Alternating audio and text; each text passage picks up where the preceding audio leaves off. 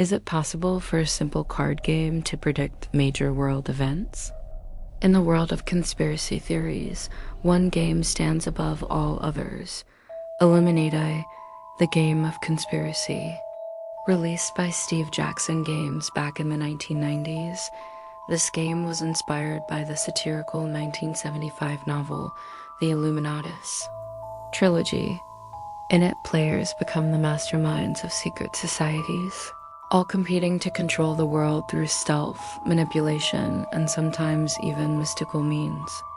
What began as a playful jab at global conspiracies has since morphed into one. The game's notoriety stems from its eerily prescient card illustrations. The most infamous is the terrorist nuke card. Printed years before 2001, it depicts a horrifyingly familiar scene: an explosion devastating one of two twin skyscrapers. Then there's the epidemic card, which shows quarantines and medical panic, a vision that became all too real during the COVID-19 pandemic. Other cards, like Charismatic Leader, have drawn parallels to modern political figures and the rise of phenomena like QAnon and 5G paranoia. The mystery deepened in 1990 when the U.S. Secret Service raided the offices of Steve Jackson Games.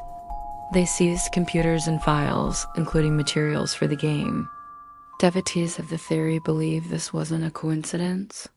They argue the government knew Jackson was about to expose the real Illuminati's master plan for a new world order. The game's creator, however, has a simpler explanation. Steve Jackson has said he's merely a fan of conspiracy theories, entertained by them, not a believer. He suggests that if you make enough vague predictions, some are bound to come true. So, is the Illuminati card game a work of incredible coincidence? A product of a designer who understood the mechanics of paranoia? Or is it something more a blueprint of our history, written before it happened, hiding in plain sight as a simple game? The cards are on the table, and the question remains for you to decide.